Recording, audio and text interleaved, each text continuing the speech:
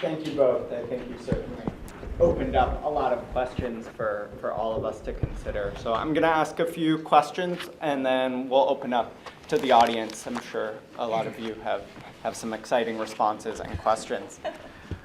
So the first one was that I was thinking about, Omar, while you were talking, was about how one of the strengths and successes of the Montgomery bus boycott, as you mentioned, was how it catalyzed these new constituencies and communities into being and inspired people far beyond the geography of Montgomery, Alabama. So I'm thinking in particular about a group here in New York called In Friendship that was made up of, amongst other people, some noteworthy activists who some people in the room might even know personally, Stanley Levison, Ella Baker, and Bayard Rustin. And one of the things that they did was that they saw their role as raising money to support the movement, and they held political rallies down at Madison Square Garden and other places. And so I was wondering, along those same lines, how BDS in and of itself, as an ask coming from Palestinian civil society, has allowed all these people across these different geographies to say, what can I do to support? And so from all of both of your travels and where you've been, I wonder if you could talk a little bit more about what that daily organizing looks like. What are those new chapters in Texas doing, Rebecca, and how are they growing? Or where else have you seen some of these inspiring stories across geography and maybe in some unexpected places? I was in the Netherlands about 2 weeks ago, less than 2 weeks ago, and I had a panel with Eyal Sivan, the Jewish-Israeli filmmaker, a friend and colleague. After the event, 5 Ethiopian students and activists came to speak to me, to greet me basically, and they said, we've studied the BDS movement's website's campaign against G4S. G4S is the largest security company in the world, involved in Israeli prisons, checkpoints, settlements, and so on. And I said, so you have a BDS campaign against G4S in Ethiopia? They said, no, it's our own Ethiopian campaign against G4S because of what they're doing in Ethiopia. But we were so inspired by what the BDS movement has done against G4S, and we studied that case, the strategies, the messaging, and so on. And it was really inspiring to hear that this is having an impact there. So there's a lot of intersectionality that's happening, especially with G4S. G4S is involved with a wall with Mexico, private prison system in this country, so it's automatically building bridges with African American communities, Latino communities, immigrant rights, advocacy groups, and so on and so forth. There's so many inspiring stories happening every day. Another anecdote that has really moved me was last year during the Israeli massacre in Gaza. Some British women said that their sons and daughters, who had been completely apathetic, as many in this younger generation might be looked upon as, have become activists for the first time against Israel's actions in Gaza. That's their introduction to the world of activism, was through the BDS movement and launching campaigns on their campuses against companies involved in Israel's occupation. Yeah, on the point, first of all, on intersectionality, I mean, I think, I don't know how many of you followed what was happening at Wesleyan, but the students there took a really interesting approach where they did a joint campaign. The fossil fuels, prison divestment, and folks doing activism around Israel and Palestine are doing a joint divestment effort, and they took over the president's office at some point, and the resolution that they passed addressed all three, and so they're really formally bringing together around the particular tactic of divestment these three interlocking issues. And again, it's about recognizing the root cause of each of them. So I think that's really encouraging and exciting. I'm really an evangelist for doing campaign work. I think there's nothing can compare to that. It's wonderful to do events like this one where people come. It's great to do film series. It's, like a lot of our chapters start out, they can maybe do an event, they can bring some people out. The act of learning how to run a campaign and then running a campaign is how you build a movement. And the fact that BDS offers a way not just for people to learn and to be educated educated about what's happening, but then to move that into action, and to move into action that's in their local communities where they can also feel connected to people all around their own country and around the world is an extremely powerful feeling. And I think, part of the brilliance of the BDS movement and of the tactic of BDS is the sort of ricochet effect that each victory around the world has on each other, and also the inspiration that we can gather from different kinds of actions that are happening. So, when a city council in the UK divest from Veolia, that makes it a little bit easier to make a case to financial investors here in New York that Veolia is actually not really a great financial investment, and that maybe they should look at that again. So, and the same thing with SodaStream, like all over the world there's things happening, and it starts to look not so attractive after a while, and so you have this real ricochet effect where the victories really magnify one another. Thank you. So another question that I was considering while you both were talking was, Rebecca, you used the phrase how a lot of these struggles are a different facet of a very broad struggle.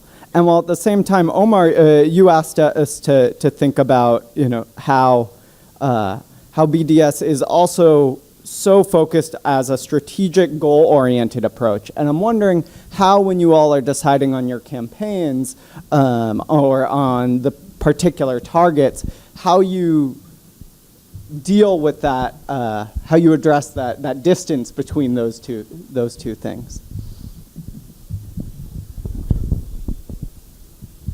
I mean, I think, there's a big difference between principles and tactics. So, we can identify the fact that we have these commonalities, and sometimes, like at Wesleyan, you can really find, or G4S, I think, is a perfect example, and the anecdote you just shared is a perfect example of where you can say, there's this very specific company which is affecting all of us, and we can all target it either separately or together. But I think when it comes down to an actual campaign, usually it's about, you don't target every single company that is invested in Israel, that is supporting the Israeli occupation. That's simply impossible. You choose targets based on their strategic value. So you always have to make a choice. So you look at who your local city council has contracts with, or you look at who, if you're on campus, who is your campus invested in, or you look at what kind of creative, exciting thing can we do that illustrates to the people walking around the street what we want them to learn about this. So it's really a matter, I think, of separating out principles from tactics. And then also I do think there's something about being respectful of what is different in the movements. I think we can sort of say, equality is a pretty big concept, but within that, the kinds of equality that people are fighting for and the conditions they face locally are very, very different. And so we don't want to erase those differences. We do want to find the commonalities where they are, respect the differences where they exist. One pragmatic consideration to add to the principles that Rebecca mentioned and that I agree with is the potential for success. When we select targets, other than the level of complicity of the target, which is very important, the more complicit it is, the better a target it becomes, because it can be explained to the mass public. And of course, the more intersectionality it opens up, the better it is. But the third consideration is a very pragmatic one, the possibility of success. As human rights activists who have very limited resources, as I said, we cannot waste our time. We have to be very strategic. And therefore, we do not launch a campaign unless there's a reasonable chance of success. Now, success can mean mass education, not necessarily, bringing HP to its knees. We might not be able to bring HP to its knees, so that cannot be the goal, at least not in the short term. Maybe we can, after 5 years, bring it to its knees. We are bringing Veolia to its knees. We're bringing G4S to its knees, not by affecting their bottom line so much, but by making them so unappealing as a company. So they're losing tenders, they're losing contracts around the world, and they're giving up.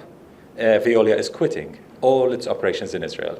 They just have one project left, which they cannot get rid of, literally.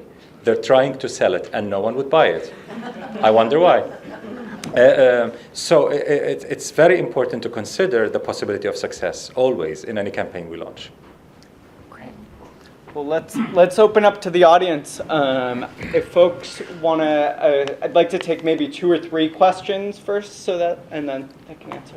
Yeah, right over here. Yeah, hi, my name is Irving Lee. My question pertains to the issue of Jewish support for Israel. Any historical analysis of Zionism, any honest historical analysis of Zionism would show that the Zionist movement is fundamentally anti-assimilationist, and we're fundamental collaborators of the very anti-Semites. I mean, the whole idea of Zionism is basically saying, wait, you don't belong here, we'll ship you out to somewhere else. It's this decolonization scheme. And I'm just saying to myself, given the nature of the history of the collaboration, we're talking about the transfer agreement, the Kastner agreement, the support of Italian fascism, the Stern Gang, the collaboration, why would anyone support this movement, given the nature of the collaboration? So that's my question. Why support the kid from the beginning? All right, thank you. Other questions? Yeah, in the back. Hi there, thank you to all the speakers. My question is about pinkwashing and how the 10 years now doing BDS, and part of the reason for that movement growing, at least in some parts in Palestine and here, that we see in the U.S., is the awareness around pinkwashing and connecting LGBTQ activism to ending occupation. So I just wanted to hear from you all what you think those intersections look like and how we can continue to build those two pieces, especially since we see one of the ways that Israel is continuing to grow support for the occupation is to look at LGBTQ mainstream organizations like Lambda Legal and a few in the Williams Institute at UCLA. You have those people going, visiting Israel, taking delegations. So I just want to hear what you think is a way to continue to grow that movement. So the question, I think, in the minds of a lot of people in, say, the Jewish left community in Australia would be, there would be a great deal of support for the principles of equality, ending occupation, equality within Israel, right of return possibly, but the concern is more for what the actual outcome would look like on the ground. In a situation where there's so much instability in the region, people have a lot of deeply held concerns about the practical outcomes. And I'm wondering, in the community here with the transition that's been described, whether those concerns are considered valid and how they're addressed in local conversations.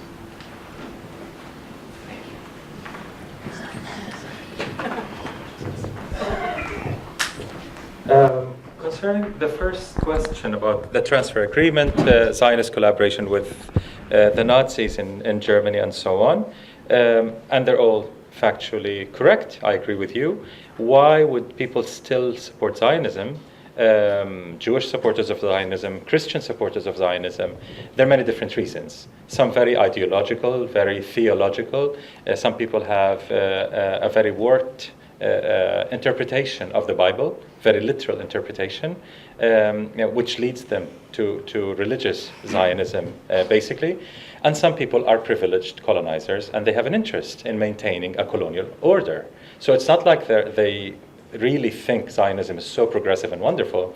I doubt anyone today believes that Zionism is progressive and wonderful. Maybe in the 50s, some totally disillusioned people might have thought so. But today, I really doubt. I mean, with Naftali Bennett, Lieberman, and Netanyahu, it's very hard for anyone to make a case that Zionism might possibly be liberal.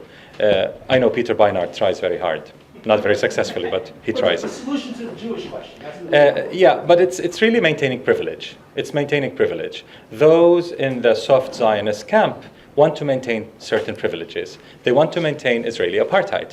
They want to get rid of most of the occupation in the 1967 territory to maintain a Jewish supremacist regime, a Jewish apartheid in Palestine. That's exactly the goal. And they don't say it quite so honestly, but that's what they want to do. Get rid of Palestinians to maintain a Jewish majority in Israel and maintain apartheid for as long as possible. And that's the only reason why they support ending the occupation. It's not because they really care about international law or universal human rights, let alone Palestinian rights. It's because they want to maintain apartheid by getting rid of the quote-unquote demographic threat of the Palestinians. But again, there's a whole spectrum of reasons why some people support Zionism. Christian Zionists in this country have a completely anti-Semitic theological reason for supporting Zionism. They want to gather all the Jews and, you know, the rest, Armageddon and so on, kill them all, basically. And Israel says, okay, we'll wait till Jesus comes, so we're allies now, and, you know, when Jesus comes, then we'll have some problems, some issues. Very pragmatic. The pinkwashing issue, I think it has been very important to counter pinkwashing, and many activists in the LGBTQ community have done a great job in doing so. Yes, Israel has used and continues to use pinkwashing to cover up its occupation and apartheid, but it's very important to remember that Israel is actually plagiarizing with this one. They're copying from the South African arguments, pinkwashing and other arguments in South Africa. South Africa always said that they had better gay rights than the rest of Africa put together, and that was true, by the way. So what? Did that make apartheid more palatable just because they had better gay rights? I mean, they treat the entire black population and non-white population as second-class, third-class individuals, not citizens even, not equal citizens, but they have better gay rights. So connecting queer rights with human rights in general has been key. So when Palestinian Queers for BDS was launched, they made that case very clear, that we are not just struggling for queer Palestinian rights, we're struggling for Palestinian rights, including queer rights. So they're not separate, they're organically connected. And I've argued also that we cannot put national liberation and self-determination in the general sense ahead of human rights, ahead of civic, cultural, gender rights, sexual rights, and so on. Rights come together or they never come. Looking at the Algerian experience and many other experiences, if you keep certain struggles till after we achieve liberation, they won't come. So they have to start now in parallel because, again, we see rights as organically connected.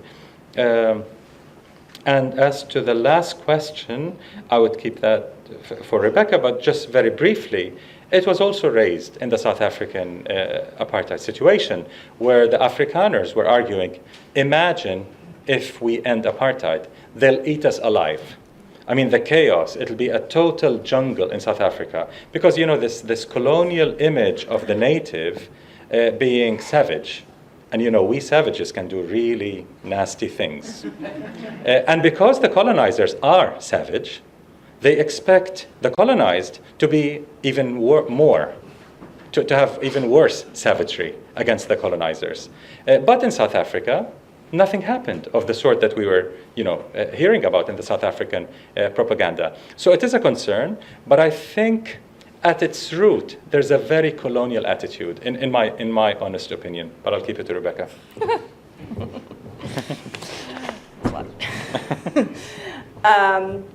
So on the first question, which I think was about or first comment, which was about the connection between Zionism and anti-Semitism, I don't know if I can do this justice, but a couple of months ago, this really extraordinary cartoon came out that was put out by the Council of Judea and Samaria, by the settler movement, that I really can't, I don't know if I can do this, but it was a cartoon that, with the worst anti-Semitic stereotypes possible, it basically laid out. It was supposed to be sort of a Haaretz type paper, you know, the left-wing paper in Israel, controlled by a terrible German with a terrible German accent, and a character, the Jew, was coming back and forth to this editor to get his coin, and in exchange was giving information about checkpoints and dead Gazan babies and things like that.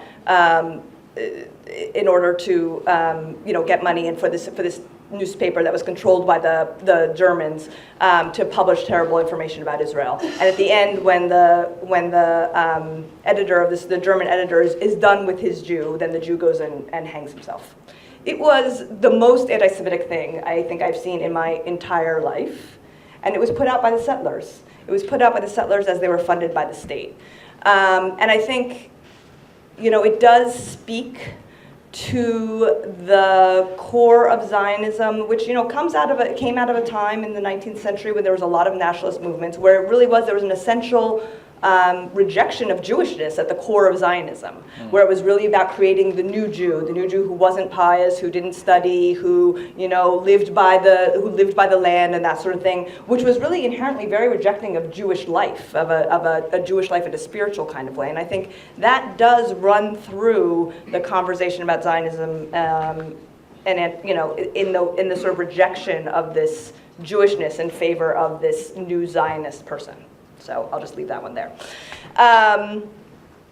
In terms of pinkwashing, I think Omar covered it well. The one thing I wanted to also bring out around pinkwashing is that it's such a similar tactic that Israel is using around all different kinds of populations. So the same way that they're targeting mainstream LGBTQ groups, they also are targeting leaders of the traditional black colleges, elected student leaders there. At the same time that they're targeting young leaders of Latino groups. What they're really trying to do in every single case is make a case for Israel being palatable and offering something to those groups that the opposition can't. And I think it's really important, and there's a real opportunity there. And I think, for example, Palestinian Queers Against BDS has done that. There's been so many groups, so many anti-pinkwashing groups that have done that in the same way that African American groups can counter that narrative at traditionally black colleges and that sort of thing. But real opportunities for individual communities to respond to those efforts and call them out. But there's a real similarity of tactics. And then finally, the final question around what would happen. The first thing I think that's really important is that in the Jewish community, we have to talk about the reality of what we're facing. So we need to talk about the Nakba. We need to talk about right of return. Those are part of the Palestinian demands and Palestinian rights. And whether that makes us uncomfortable or not, we have to go there and be able to talk about them and start to wrestle with them and reconcile with them. I think for me, a real model for that has been what Zochrot has done. Zochrot is an Israeli organization that works with Badil, which is a Palestinian refugee organization. And for the last couple of years, they've been holding conferences called Envisioning the Right of Return. And they're really pretty amazing because they're very concrete. They're not ideological necessarily. They have an ideology behind them, of course. But it's about bringing together urban planners and architects and other people like that to really model, say, what would it look like, after return, to build a new town or village that has both Jewish and Palestinian populations in it, and to sort of go past that level of fear into the reality. And I think that's very, very powerful, and I'd like to see more of that. Omar, you said that basically the BDS movement started from civil rights groups inside Palestine and in diaspora. So my question is to you, where does the BDS, where do the Jewish Voices for Peace stand in the concept of the occupation of geographic Palestine, 48 land? Because to be honest, I'm getting a bit confused sometimes, because you have several people calling for BDS, and each one's idea of what it means to, let's say, the goal of the BDS. What is it? Rebecca, you mentioned West Bank, East Jerusalem, and Golan Heights. And Omar, you probably know that for many civil rights groups in Jordan and Palestinians around the world, when you talk about Palestinian liberation, we're talking also about the 48 land. Yeah. All right. My second question is, for example, part of the boycott, divestment, and sanctions is to also have cultural boycott. So when you mention the I can't say Lauren Hill? Yeah, I was just approached by them. And for me, they're in Tel Aviv. They're hosting film, I think that's them, 48, it's called 48mm Film Festival. Oh. Maybe it's them, maybe it's not. But it's a cultural group, let's say, inside Israel. The BDS does call for our boycott of any institution, whether cultural or economic, inside Israel. So can you please elaborate? The BDS started many years ago, and there may be new realities and new dynamics coming in. So I guess, Omar, can you please help us out here? Thank you. Okay.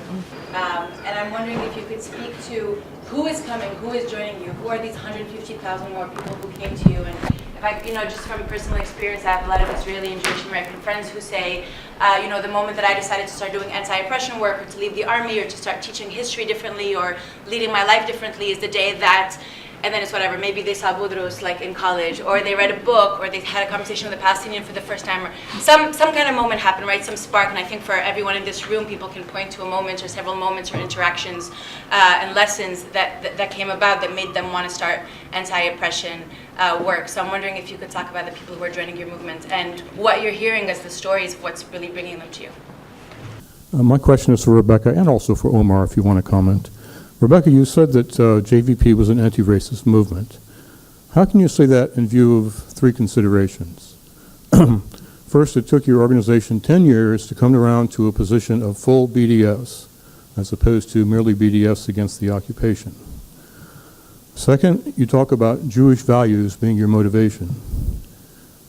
It's certainly true that Jews were prominent in socialist and liberal movements, and that was for historically contingent reasons, because they were oppressed and victims of anti-Semitism. And it's diminished as those factors have diminished. I mean, being progressive is not really a Jewish value. There's nothing inherently progressive in secular terms about Jewish values. They don't exist. This is what Gideon Levy, for instance, said at the recent Israel Lobby conference. The third point I want to make on this is that your literature, which I know pretty well, talks about the Jewish people, which is the whole basis of Zionism, to found this secular Jewish people. Traditionally, the classical liberal traditions descended from the Enlightenment and from Jewish emancipation rejected Zionism categorically, talking about classical Reform Judaism, which insisted the Jews were a religious minority or secular citizens, the Marxist internationalism, in which so many Jews were prominent, they rejected Zionism categorically, and plain secularism. Israel Shahak used to talk about the modern secular Jewish tradition, which he dated from Spinoza, who was, one of the great contributors to secular liberal modernity. Seems in the name of all those values, those modern values, there's been this Jewish radical and liberal current that categorically rejected Zionism, and I don't see that in your literature or your general approach.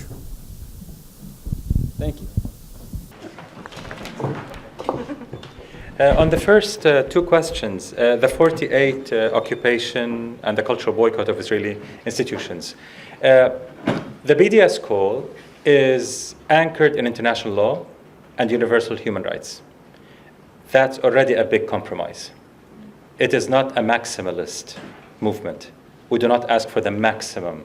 It doesn't include me as a Palestinian. I'm not sure. It should. I think it should, because you can raise your slogans verbally as much as you want. It's what you plan to do with it. You can say, I want to liberate Palestine and the moon. What matters is, what are you planning to do about it? Do you want to build an international movement that can actually help to achieve basic rights, or you want to talk? Talking is cheap. It's action that's difficult. Building a movement is extremely difficult. Building a movement that has support from major unions, major artists, major academics, major social movements around the world, the Brazilian Trade Union Coalition, which has 22 million members, the Indian, it's extremely difficult to build such a global movement that we have built in the last 10 years. It focuses on the minimal rights of the Palestinians in line with international law. Do all Palestinians like that? No. But do most Palestinian representative bodies endorse BDS? Absolutely. This is the most largely endorsed platform in modern Palestinian history. I cannot think of any other movement in Palestine that has as wide, as broad a support as BDS does. Because people realize that those three rights must be seen together. Yes, ending the occupation of 1967 is not alone. It's one plank in that platform. You have to see it with ending apartheid, and you have to see it with the right of return for refugees. So they have to be seen together. They're not maximal. They're not maximalist program. They're the minimum, as I said, to achieve basic self-determination for the Palestinian people.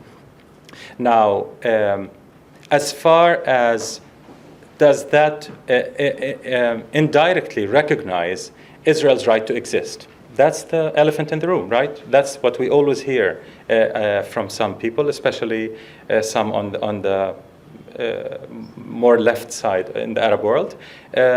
What does that mean? Zionists also bring that issue.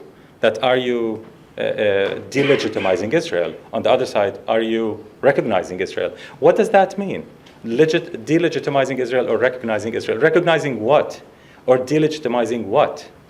Israel? What does that mean? We've made it very clear. We are fighting against Israel's regime of oppression, which has a multi-tiered system. It has occupation, it has apartheid, and it has denial of refugee rights, and the third being the most important, because 69% of the Palestinians are refugees or internally displaced.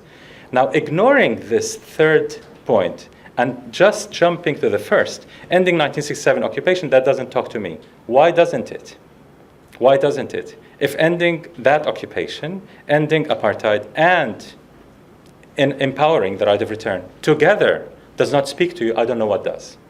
No, I didn't say they didn't, but I just wanted to have it clear because it seems you wanted them divided for a certain political reason. No, we did not want. No, that's a wrong analysis of what exists. We did not divide the Palestinian people. Israel's settler colonialism did. Oh, okay. Because we've heard that BDS is dividing the Palestinians into 3 constituencies. No. Israel and Zionism divided us into 3 constituencies, 67, 48, and exile. What BDS did for a change is insisting on the basic rights of all 3 communities. Unfortunately, the PLO hardly remembers Palestinians in the 48 areas. They're not even in the PLO's program. BDS insists that they have basic rights to live without apartheid. So I'll keep it at that. On the other point, again, that's a misunderstanding, I think. We've called for a boycott of Israel and of Israeli institutions because of their complicity, which means that an Israeli institution that is not complicit, the boycott does not apply to it. Zukhrot and ICAD and several other Israeli groups that have rejected Israel's regime of oppression and support Palestinian resistance to get rid of this form of oppression are our partners. And we're not shy to say that. Yes, we have Israeli partners in the BDS movement. I know this is not very palatable in the Arab world. What do you mean Israeli partners? Again, you're recognizing Israel. We go back to the first question. We do have Jewish Israeli partners in the BDS movement. As I said, whether this leads to ethical divorce or ethical coexistence, it has to be ethical. The outcome has to be ethical, which means that from the onset, we see Jewish Israelis fighting with us to end this regime, as conscientious whites fought with the ANC to end apartheid in South Africa, and so on. So we do not see all of Israel as the enemy. As I said when I started, we do not believe in this total, complete dichotomy, the whole tribe against the other tribe. We see a regime that's oppressing us, and in a way, it's dehumanizing us and many Jewish Israelis as well, because it's keeping them as colonial masters. So they're not normal. Israelis cannot be normal until they end colonialism, apartheid, and occupation. On Spinoza, Jewish values, anti-racist, JVP.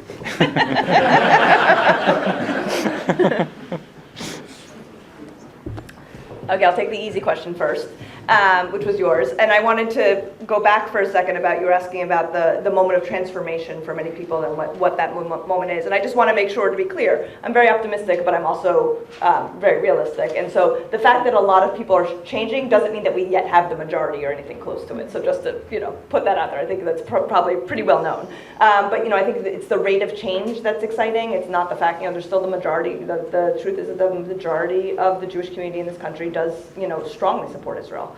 I have the same obsession as you. Whenever I talk to someone who comes in new, one of the first things I ask them is like, what is your conversion moment? Because I'm always looking for like the magic thing, still now. I'm still someday I'm gonna find out what is that magic thing that makes people go from one to the other, that makes them make that switch. Unfortunately, what I'm still learning all the time is that there is no one thing. It can be so different. And sometimes they hear something, 1 year, and it takes them 2 years or 5 years or 10 years for it really to come to fruition. Sometimes they have a moment that snaps. Sometimes, it's just, it can be going on. It's always interesting to me, people who go on birthright, and just the fact that the birthright itinerary is so controlled that makes them feel that something's not right. It's not even necessarily, they don't learn anything about Palestine from that trip, but something about the fact that they're not learning something is the thing. So it just so widely varies, unfortunately, because if there was a magic bullet, then we would be in a much better situation. But the one thing that there is like, that I've noticed is that there's sort of like classes of people, I think of them as coming into this movement. So I, for example, am from the class of the Second Intifada. There are people who came in the 80s in Sabra and Shatila, there are people who came in the First Intifada, and this sort of most recent class is the class of the Gaza War of 2014. And it's just these moments when there's escalated attention on what's happening, and it forces people to reckon in a way that they don't usually, and forces them to sort of take a stand one way or the other. So that's a sad truth about the way the movement grows, is by a lot of terrible things happening. Omar obviously covered a lot of your questions, but I just did want to say one time to be clear, JVP has endorsed the BDS call, and I did mention specifically the occupation, but I also said the rights of Palestinian citizens of Israel and the rights of refugees around the world. So we endorse the rights of all of Palestinians around the world. So that's that. In terms of your questions. I mean, the first thing I want to say is that we're all a work in progress, and I think that calling ourselves an anti-racist organization doesn't mean that we have no racism in us as individuals or as an organization. We have, inside of JVP, we're having very interesting conversations right now about Jews of color and the difference between Mizrahi and Ashkenazi Jews inside of the US, and the different experiences that they have, and whether or not we've been welcoming enough to them, and whether we've been encompassing enough. So I think to say that you're an anti-racist organization is always aspirational. And I think one of our values is very much allowing for people to have that journey. And I think, I like to think that we've been a good ally to the BDS movement even before we endorsed the full call. And again, that being part of a movement is being, doing things in the time that you're able to do them. And if you try to skip steps, you're not going to be successful. So I feel really comfortable about the fact that it took us as long as we did to endorse, even if maybe I personally would have wanted to earlier, but it was, it was about when we were ready, when our folks were ready. You said something about being nothing inherently progressive in Jewish values.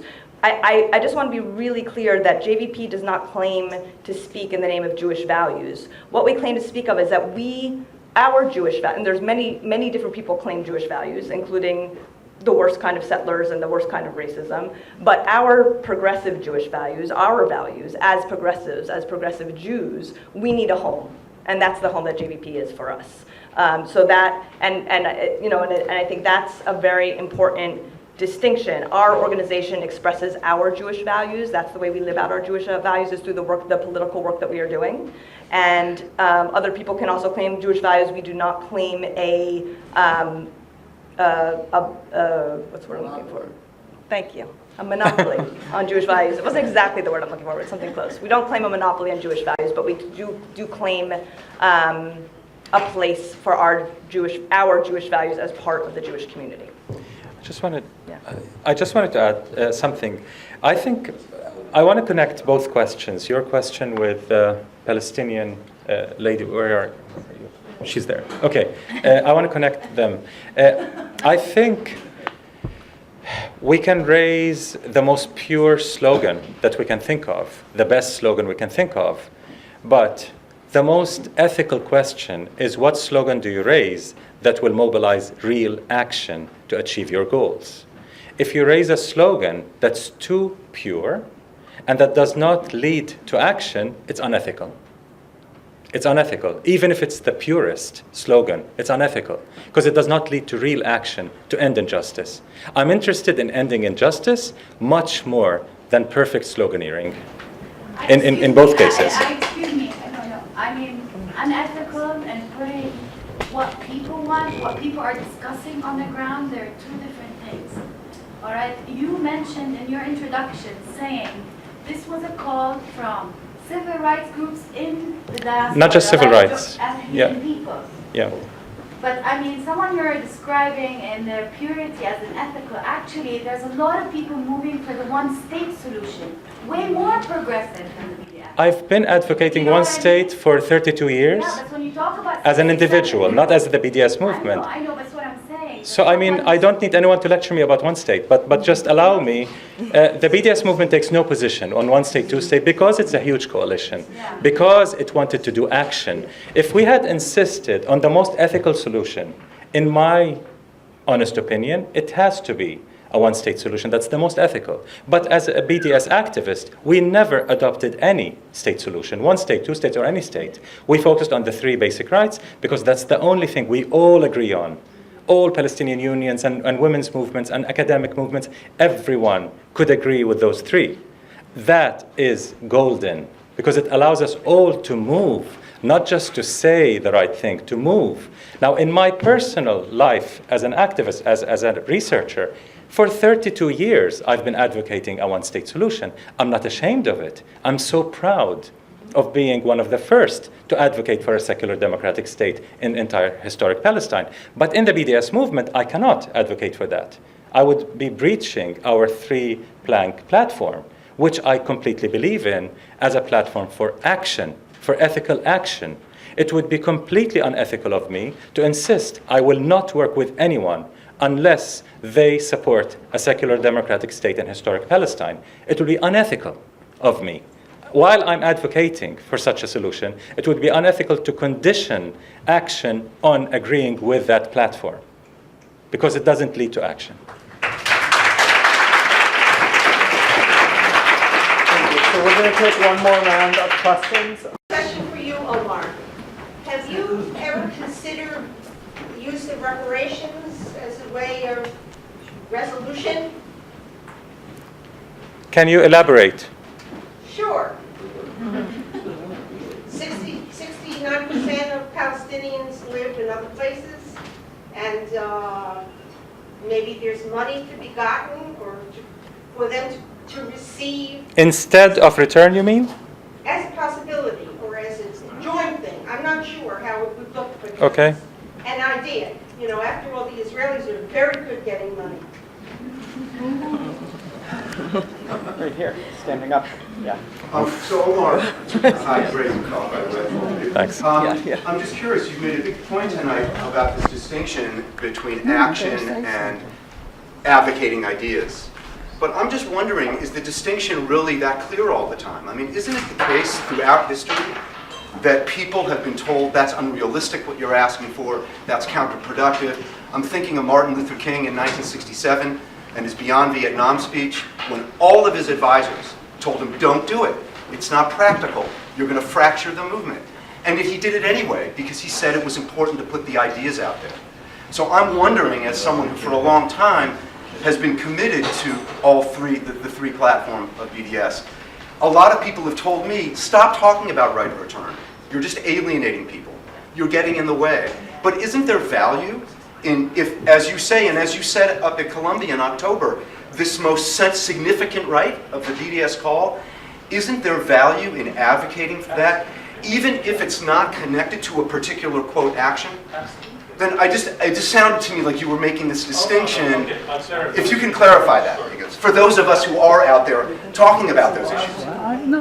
Building on this conversation, you know, and similar to the last question, I'd like to ask you about this question of ideological purity, because people do say, also with regards to BDS, right, that if you advocate for BDS, what you are in effect doing is pushing people outside of the conversation that you might want to bring in as allies. And in particular, I've felt this this issue around PACB's call, right, the Palestinian call for academic and cultural boycott, where one of the guidelines of PACB, number 7, is specific about normalization projects, right? So I'd like to ask you a little bit more about that, including you know, projects in which there are people who are very sympathetic to the Palestinian cause, who consider themselves allies in multiple ways, but have worked in organizations that in effect, I mean there's a variety of them, right? But in effect have advocated for bringing Palestinians and other Arabs, Palestinians together with Israelis without taking an organizational position, unlike BDS, without taking an organizational position on not only, for example, Gaza last summer, but without taking an organizational position on what a just peace would look like. my reading of PACB is that this is clearly falls under normalization, and as such is a violation of PACB's call and BDS's call. Not quite, but I'll answer. Okay, but proponents would say, but that such projects are absolutely critical to bringing people together who otherwise would never come together. Got it. It's all for you. Okay. On the first question, reparations and the right of return. Reparations include the right of return. Reparations is not just a monetary compensation. That is one form of reparation. Allowing refugees to return is the most important reparation. So yes, we do advocate for reparation in our work, but paying refugees off so that they will give up the right of return is not something we advocate. Actually, this is quite unethical. To try to bribe refugees to drop their rights to return to maintain a Jewish supremacy, a Jewish apartheid in Israel is completely unethical, and it's something we are categorically against. All refugees around the world have a right to return. Palestinians should not be an exception just because it's inconvenient for somebody. Those are our basic rights, and we cannot expect that Palestinians will be bribed to give up those rights. There were many attempts to bribe Palestinian refugees to abandon their rights, and they have not really worked, including giving them citizenship in Sweden and Australia and Canada and elsewhere, hoping that those refugees in Lebanon especially and Syria would with time become citizens of Sweden and Canada. Who would ever want to go back to some destroyed village in what is now Israel and struggle with this Jewish majority?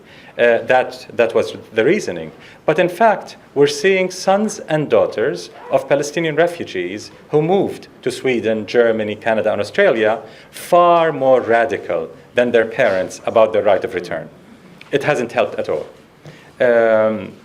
On the unrealistic advocacy versus action, let me explain. As I said, I am dual personality. On the one side, I have been one of the really early ones advocating for a secular democratic state in my private capacity as a researcher, human rights activist, not as a BDS activist. This is not just okay, this is very important.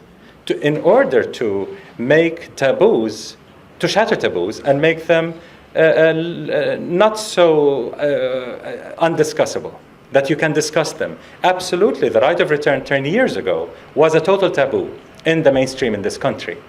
Now it's talked about. It's still very controversial. Boycotting Israel was completely, total blasphemy, beyond taboo in this country. Today, it's an issue of debate. Even the New York Times editorial board defended our right to do BDS. Imagine, the editorial board of the New York Times. It doesn't come easy. But it's because Zionists are committing huge mistakes, alienating liberal America, actually, and making them accept the message of BDS increasingly. So yes, doing advocacy for not very fashionable ideas is extremely important, especially when you think those ideas are very ethical and very important to advocate for, and that helps to shatter taboos.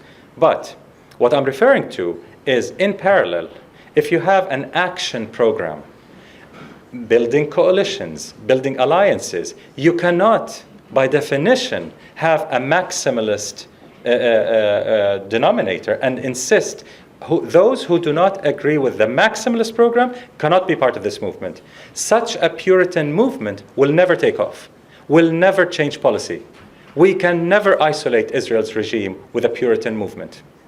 So it doesn't work. No matter what your ethical standards might be, building coalitions means agreeing on a lowest common denominator. So you've got to compromise on certain issues while maintaining the basic principles. That's why we distilled this common denominator to the three basic rights of all Palestinian communities that we can really not accept anything below. That, taboo or not in the West, was the minimal Palestinians will accept. So that having such a huge majority of Palestinian civil society agreeing on that was enough for us to take it forth, even if it's not popular in the West. It's conditioning coalition building on a maximalist program. That's unethical. I'm not saying advocating for something that's maximalist and not popular is unethical. Absolutely not. Otherwise, I would be accusing myself of being unethical. I do it all the time. BDS pushing people outside the conversation, normalization versus dialogue. Yeah, allow me to explain that, because to many people, this issue in particular in the BDS guidelines is the least understood. Especially in the West, there's this weird liberal notion of dialogue as some magical, metaphysical, I don't know, elixir that can heal wounds. We hear that from artists who violate the boycott all the time. Oh, my music heals. Oh, give me a break. I mean, what heals? Anyway, we distinguish between ethical dialogue and unethical dialogue. So those groups that try to bring Palestinians/Arabs and Israelis together without A, supporting our basic rights under international law. We're not asking for the moon. We're asking for our basic rights under international law. Israelis who do not support our basic rights under international law, by definition, do not view us as equal humans. We have no interest in having a dialogue with those who do not consider us equal humans. That's not an ethical basis for dialogue. That's a basis for enslavement and accepting slavery. We will never do that. So that first condition, accepting our basic rights under international law, is just a no-brainer. That's an absolute minimum. The second condition, which I think you misrepresented a bit, unintentionally, because it can be very confusing, I think, is even if the Israeli side in this equation supports Palestinian rights under international law, what is the project about? Are we dialoguing for the sake of dialogue? There was a project in occupied Jerusalem of Israeli women and Palestinian women baking bread for peace. I'm not making it up. I mean, those Europeans are throwing millions into these nonsense projects, to alleviate their guilt over the Holocaust. They love to see Palestinians and Israelis dancing together, Romeo and Juliet, baking bread together, just about anything together, and it makes Europeans feel good. Well, it doesn't make us feel good, because it covers up oppression. It has this, it puts cosmetics on the face of oppression, while not helping us end injustice. So the second condition is that the project itself has to be a form of what we call co-resistance. And it was a term coined by a young Palestinian man, co-resistance, rather than coexistence under oppression. So under oppression, the only normal relationship between the oppressor and the oppressed community is resisting oppression together. That's why Zukhrot is a partner. It's not normalization to work with Zukhrot. They recognize our rights, including the right of return, and they're working to make that a reality, as Rebecca explained. In their work, in their research, envisioning the return of refugees. They're not just talking about it, they're planning for the return of refugees. They cannot be the enemy. They're certainly partners. That's not normalization. So those two conditions, I think, are very logical, and I think are very ethical. We do not like unethical dialogue that leads to nowhere, just covering up oppression. And sometimes, Seeds of Peace and other normalization projects, people tell us, Palestinian young kids have told me, but I go there and I insist on our rights, and I even argue for BDS. In those sessions, no? Seeds of Peace is exactly what I'm asking. Yeah, Seeds of Peace is the best example of a normalization project. And many young Palestinians go there, and they actually argue for Palestinian rights in those closed rooms. And I tell them, I am not doubting that you as a person will always struggle to achieve Palestinian rights. It's irrelevant. What you say inside that small camp, inside that small room, is absolutely irrelevant, I'm sorry to tell you. That's a total waste of time, because it's the outside. Who controls the messaging outside? It's Israel and its lobby. They use this meeting, no matter how much you shout and how much you argue for Palestinian rights, Israel and the lobby will use this gathering to say, why are you boycotting Israel, you French and Indians and Brazilians and whatnot? Why are you boycotting Israeli institutions while Palestinians are sitting with Israelis and working out their differences? They're bridging the gap between them. You know, the husband and wife domestic dispute, they're overcoming their dispute. So why are you boycotting us? They use this to undermine BDS. So that's why we're saying that it does not matter what you say in those normalization projects. What matters is how they are used politically. So what about a Palestinian young person meeting an Israeli young person and having a dialogue about just about anything? Do we consider that normalization? Well, it's normalization if it has a political use, if somebody's using it politically. On a human level, people meet all the time. People talk all the time. They're occupying us, so there's a lot of interaction. We do not consider every single interaction as normalization if there's no political use for it, if it's not propaganda. Seeds of Peace and all these other projects are 100% propaganda. But just sorry, a quick follow-up question to that. I think an organization like that, from what I understand, would actually say that this effort to bring together Palestinians and Israelis without taking a position, what it allows is actually what a young lady back here just referred to is for Israelis, for example, to have an aha moment. Israelis who would otherwise not be exposed to the Palestinians and the Palestinian story to have that aha moment. I don't agree with this, to be clear, but I know that this is something that comes up, and it comes up with friends and allies, so I would like you to Yeah, but rapists never reach the aha moment just by meeting their rape victims. Never. I have not seen that. You need a very good therapist to reach that level. I think there has to be enough pressure. There has to be enough isolation and then education in parallel. Our Israeli partners do education all the time within their society. And actually they got it right. Some liberal Zionists always wanted to come to Ramallah to meet Palestinians and eat hummus, and that's their form of solidarity. And we've always told them, your struggle is there, not here. Don't come eat hummus with us. Go convince your fascist-leaning communities to abandon colonialism, apartheid, and occupation. That's your main task in the struggle. Boycott from Within, our Israeli partners and other groups in Israel are working on that, convincing their own communities to abandon colonialism. That's the key role. Now, in that sense, education is happening. But I'll give you an example of a tougher normalization project, the West Eastern Divan. West Eastern Divan is a half Israeli, half Arab musicians led by Barenbaum that play music together. Now, I don't want to go into details, but I just have one anecdote. One concert they had in Ramallah years ago, which we as a BDS movement opposed, after that concert, one of the Israeli violinists gave an interview to an Israeli paper and said, "It's so wonderful. Yesterday I was holding my violin, playing with Arab musicians, and today I'm holding my gun, guarding Israel's security at a checkpoint." And he saw no irony whatsoever in that.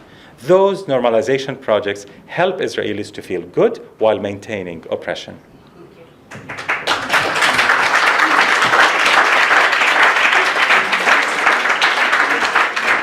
So many thanks to our co-panelists. Thank you to Alwan. Thank you to Haymarket Books. Haymarket